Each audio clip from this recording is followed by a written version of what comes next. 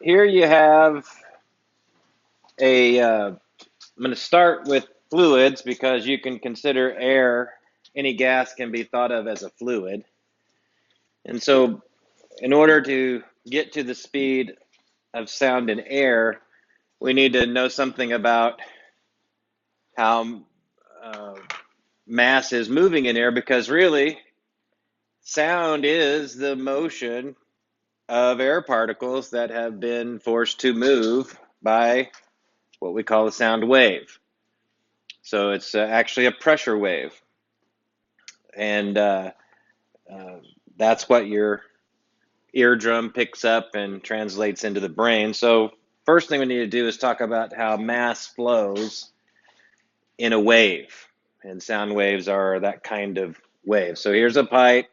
That pink area in the middle is a chunk of something, and it has a speed going to the right. That V is for speed. And it's got a width of X and a cross-sectional area of A, that circular area, if you will.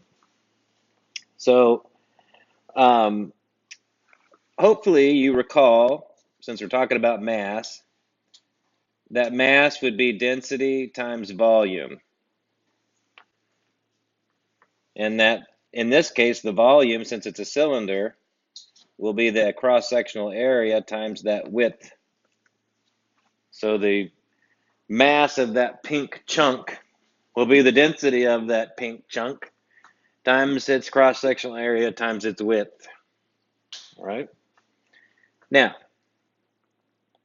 if we were to get a mass flow rate, so what do I mean by mass flow rate? Well, that would be the time derivative of this. And so mass flow rate, which would be an m with a little dot over it typically, would be your dm per dt. And that would, uh, density and area would come out. And then you'd have dx dt. And that just means density, area, speed. So the mass flow rate equation is density, area, speed. And by the way, if this pipe were to change width, okay, so let's say that the pipe, let me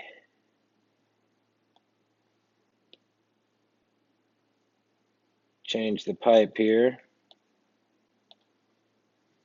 Let's say it were to do something like that. Well, now we have a different area. And so this is going to have to be a much longer width of thing, but basically, uh, the mass flow rate in would have to equal the mass flow rate out. And so the density hasn't changed. I have an area 1 and a speed 1, and then I would have the same density, but an area 2, speed 2. So guess what? Decrease area, increase speed. Increase area, decrease speed.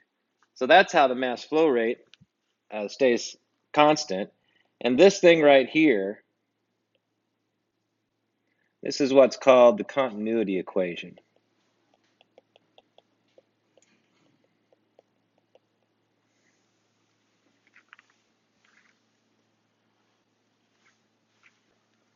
So that was a necessary step for what follows. So we have to um, incorporate mass flow rate because we're dealing with a matter wave. Sound waves are matter waves. In fact, you probably heard the thing, if a tree falls in the forest and no one is there, did it make a sound? And in one sense, the answer is no, because sound is something that brains interpret. Did it make a matter wave? Did it make a pressure wave? Yes, it did. And if there was a brain there to receive it through an eardrum, then there would be sound. So it's sort of a trick question. Um, but the other side of that one, if a man speaks and no woman is around to hear him, is he still wrong? The answer is yes. Get over it, guys. Just get over it. All right. So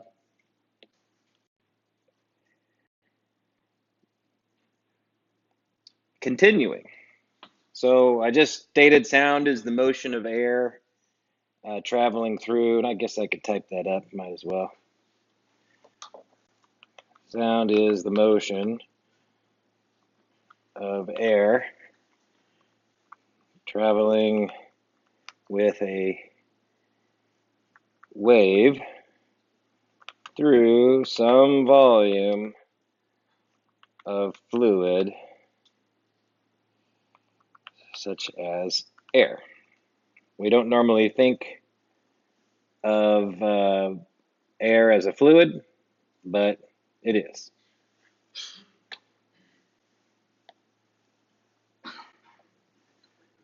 So if we take this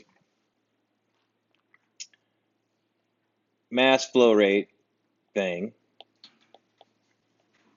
density, area, speed, I can expand it in this fashion, and I hope you're comfortable with this as calculus students. I could have a density, make sure you make a funny squiggly P or a row out of that, plus a change, some little change in density.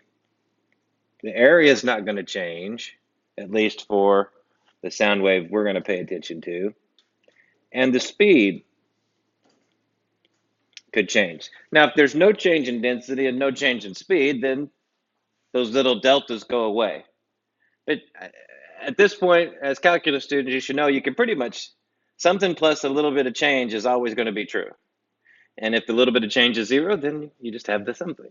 All right, so no problem there. But this sets us up to do a number of things. So this part here allows us to pay attention to changes in density, and then that would also inevitably have changes in speed, or something else may cause a change in speed, another wave or whatever. So we have that. Now, if we were to basically just, let's pay attention to this right here. So that means density, area, speed would equal, well, actually, we could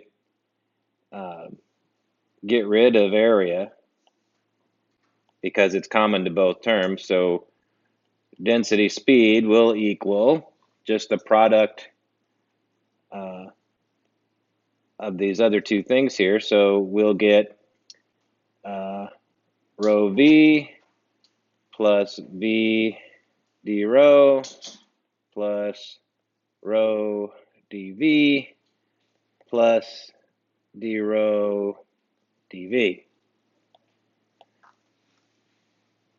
These two differentials, they just go to zero. Why is that? They're insanely small. Limit process, squeeze theorem. So just in principle, if I have a differential, it's essentially zero. And if I have a product of two differentials, it's even more zero-y, so to speak. All right. So we boil it down to this equation. Well, these rho v's drop out, and I just get rho dv equals minus v d rho. I'm sorry. Yeah.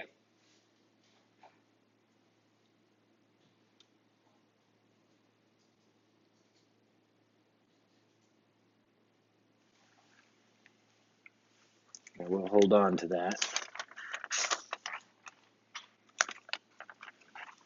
That'll be important shortly. Now we have a relationship that involves the speed and the density of whatever it is we're paying attention to. So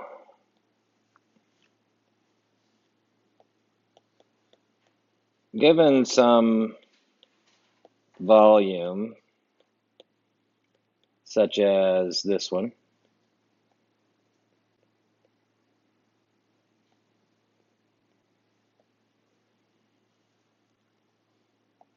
and we'll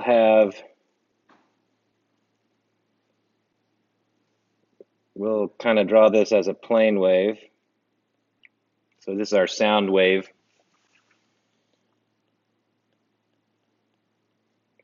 And so waves are curvy, but if you zoom in on a small enough portion of a wave, it's just a plane, or it's flat. Okay, ultimately that's what way we pitch it. And this side of the box is a dx. This is a dy, and here would be a dz. So this little bitty tiny chunk of volume that has a pressure wave going through it has those properties. And there'll be some pressure put in this way, and then over here it'll be pressure plus some change in the pressure. All right, so a pressure wave, that's what sound is when you boil it down. So we have that.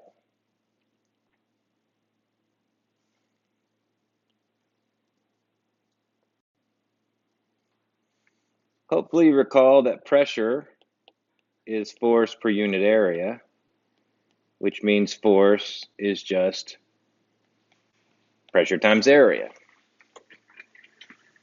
So if we wanted to, and we do, relate all of this to forces, we can rightly say that the net force is going to be a sum of all of the forces acting on this. And so I'll have the pressure, P, and the face that pressure is acting on is the dy dz face. That's where that area is. So dy dz, that's on the left side of the pressure wave, and on the right side, so the difference, the net force can be the difference here, will be that pressure plus whatever change in pressure we have, dy dz. Well, net force also equals ma. And hopefully you see that basically your p dy dz gets dropped out of here, and all I'm left with is a minus differential in the pressure, dy dz.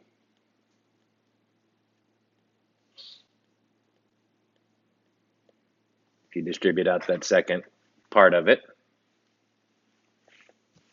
which means that the acceleration is going to be the negative pressure differential.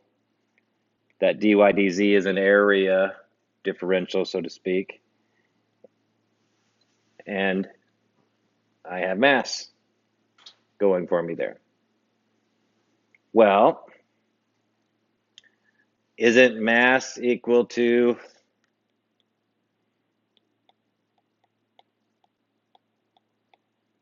density times volume, which in this case would be dx dy dz, right?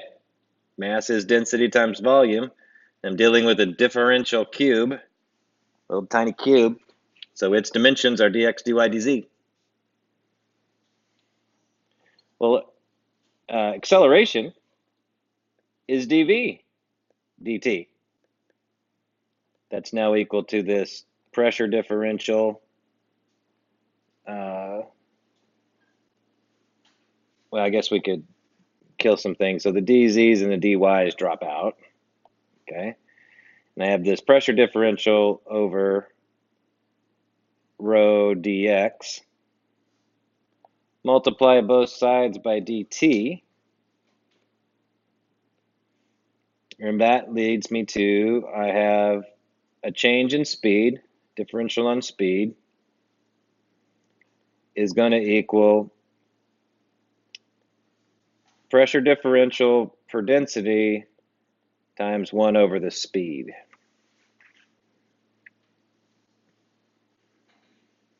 And we could continue that roll, and you get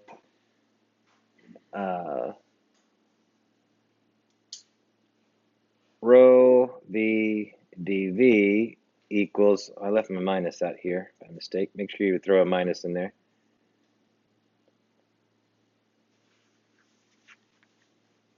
So density, speed, change in speed equals the opposite of the pressure differential.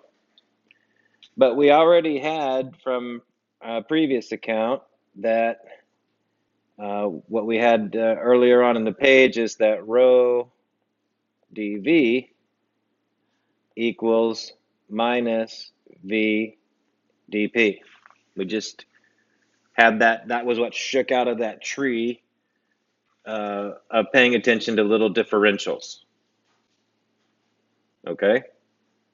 So now we can substitute that into our equation. So I have a rho and a dv on the left-hand side. So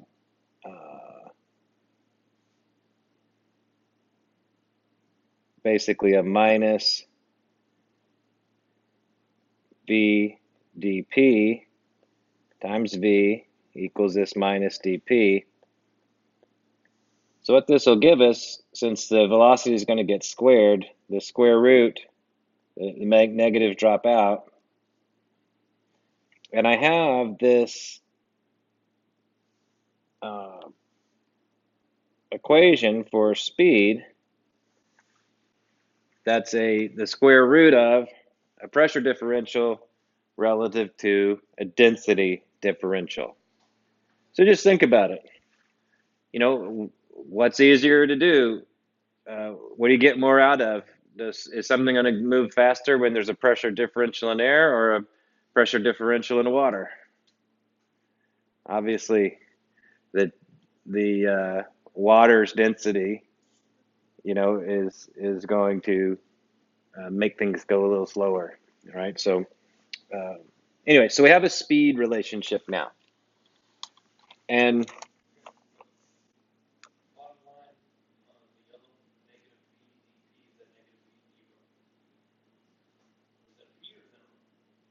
the rho dv equals vdp. So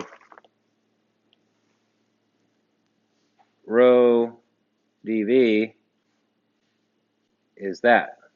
That's from over here.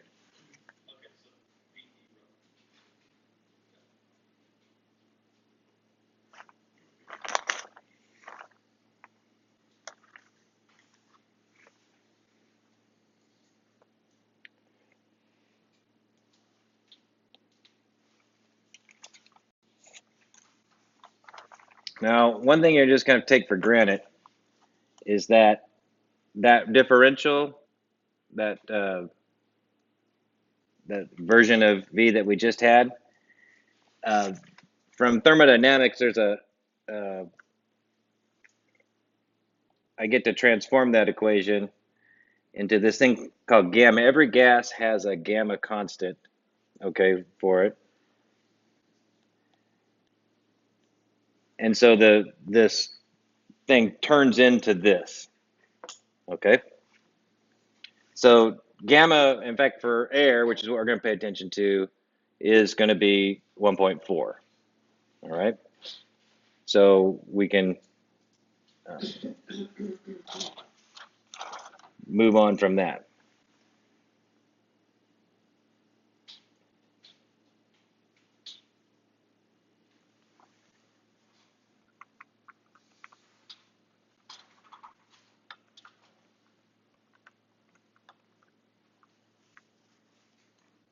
We're going to treat air like an ideal gas. So you might recall that PV equals nRT. N is mass per molar mass. Hope you remember that from chemistry.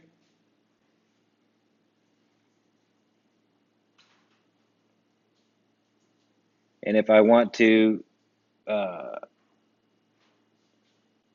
get this just for pressure, then I get pressure, and so we're aiming at pressure, will be a mass per volume or density, and then the RT per molar mass. All right.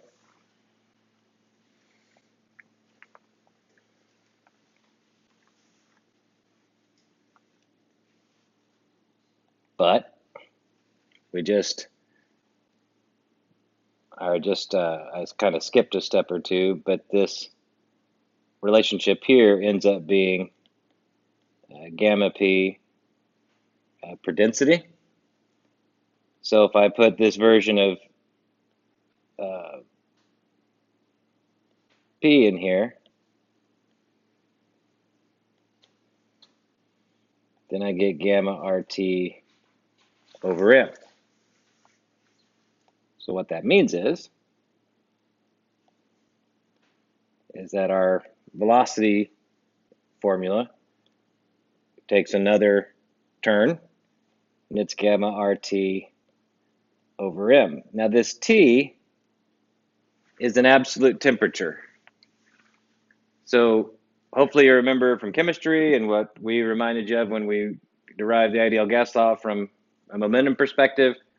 That's absolute temperature relates to energy. The other temperature scales don't relate to energy. They relate to opinions about hot and cold. Okay? Fahrenheit, Celsius, they're just relative warmth and coldness. That's what those are about. And so an absolute temperature scale like Kelvin actually relates to energy. And when we do calculations in physics, inevitably, with the exception of just a few things, you want to be in the Kelvin scale for science. So what that means is we get to do this little trick.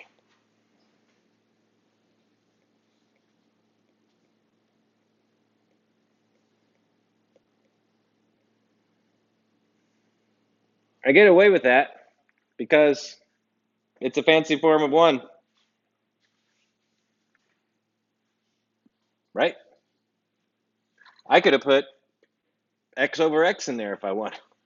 Wouldn't do me a lick of good because it doesn't have anything to do with what we're paying attention to.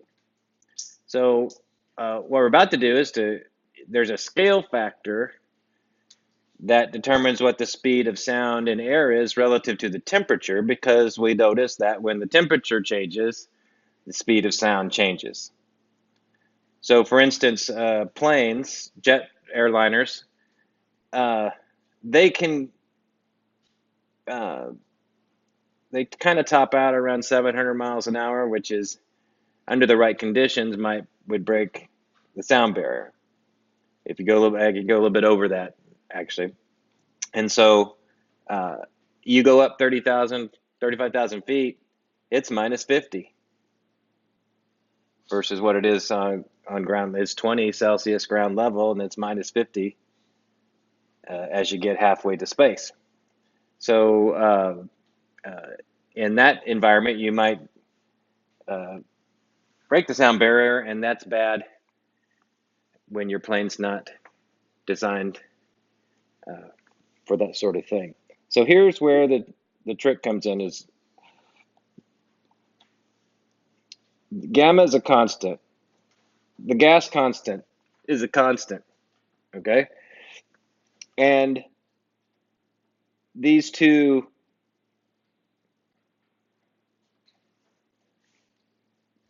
constants are also constant, but I'm only going to pay attention to one of them.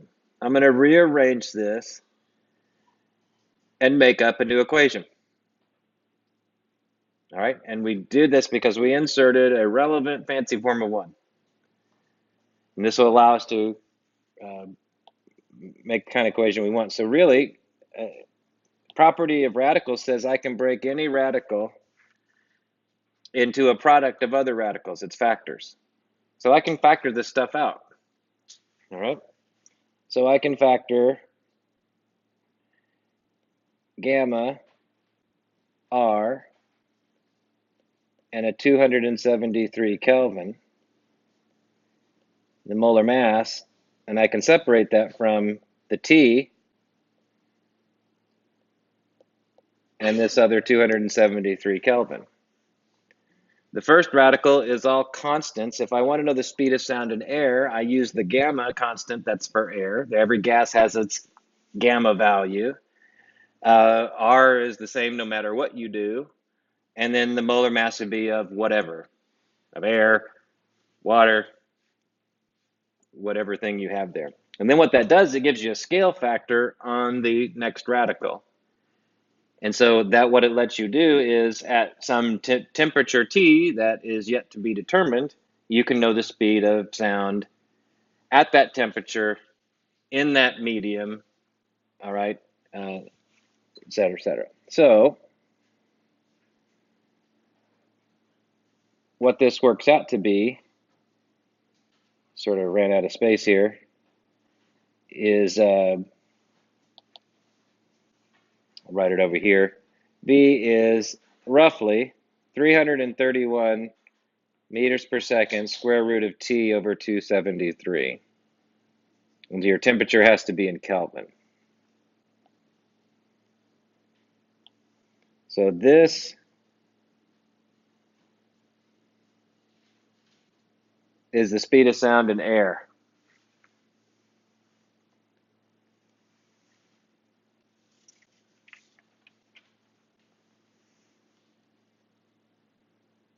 That's how we would compute that. And oh, by the way, I forgot to mention 273 is basically 0 Celsius, right? So not a whole lot of places 0 Celsius. So where it's stinking cold, speed of sound in air is slower than where it's hot. Okay, as we'll soon find out. Normally, like right here, it's like 340 something, 343-ish. All right.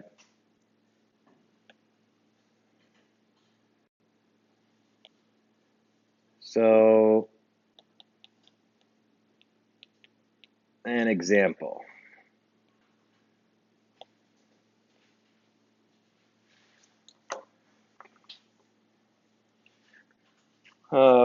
What is the wavelength of sound at the following frequencies?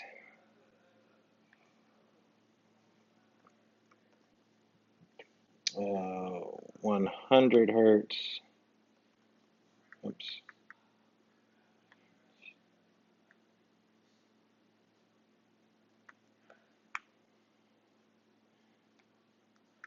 1,000 hertz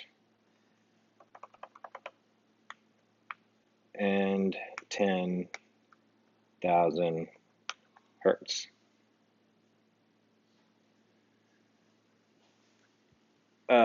Typical, the endpoints, the extreme endpoints for hearing for humans is about 20 to 20,000 hertz. So 100 hertz is a little bit higher than the low end, and 10,000 is a bit less than the high end. Yeah. The molar mass. Yeah. So I didn't input R, which is like 8.31 joules per kilogram mole or something like that. So I just kind of skipped over the input of the constant value. So well, you need to know that velocity equals wavelength times frequency. So that means we need to get to a spot where we have speed. If I'm going to find wavelengths, I need to find the speed. Okay. Also, forgot to mention, when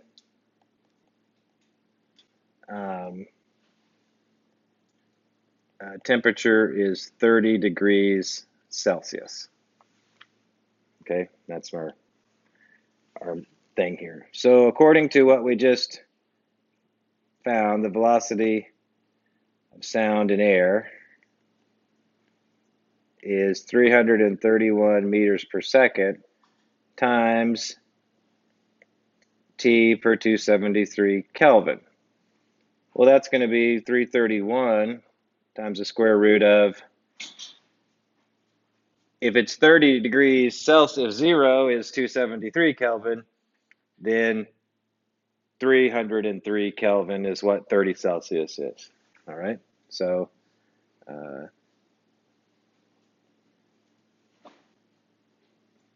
273 plus 30 over 273. And if you do all of that math, you should get 348.7 meters per second. So it's a bit faster when it's warm. That means I can compute the wavelength, which will be 348.7. Chose my frequencies wisely. Makes it easy to get the point. So divided by 100 hertz, and that's going to give me basically 3.5 meters. Right? 348 divided by 100. Part B, lambda would be 348.7 divided by 1,000. So now I have 0.35 meters or 35 centimeters. And then C would just be move it one more